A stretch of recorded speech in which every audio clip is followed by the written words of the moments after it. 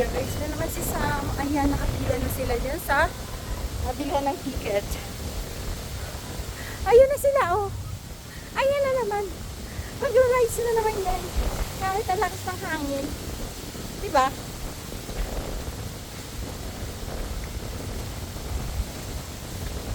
Oh, ayan. Nakapila na naman. Wala palang pila. Sasakay na naman siya dito. Diyan na naman siya sasakay, oh. Diyan.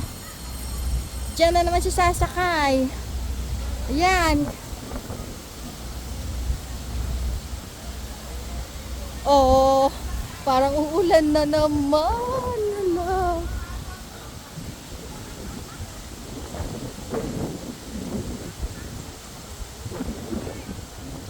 Sakay na. Para abutin ka ng ulan dyan. Parang uulan na naman. Babagsak ang ulan. Saan na naman? Kala ko dyan, kala ko dito ko sasakay. Ayaw niya muna dito? Ayun, tatlo daw. Mamaya na muna yan. Dito na muna siya, pasakayin mo. Dito na eh. Lalakad din naman tayo, layo dun. Dito na muna tayo, dito na muna. Diyan muna siya.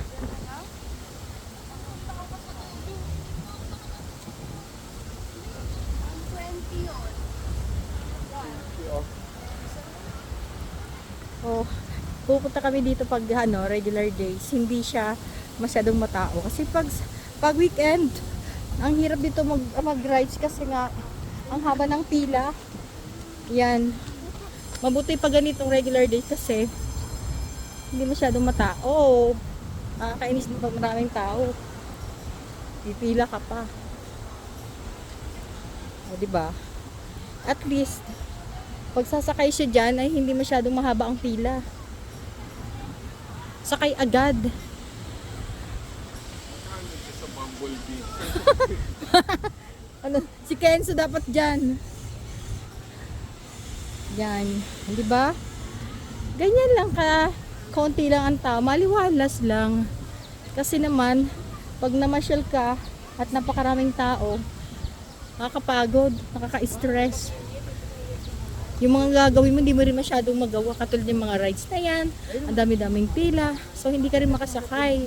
Kaya mas mabuti pupunta kayo dito ay mga weekend, weekdays lang, regular days para hindi masyadong crowded yung tao.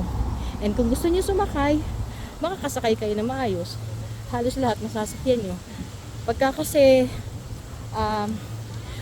weekend, ang daming tao dito.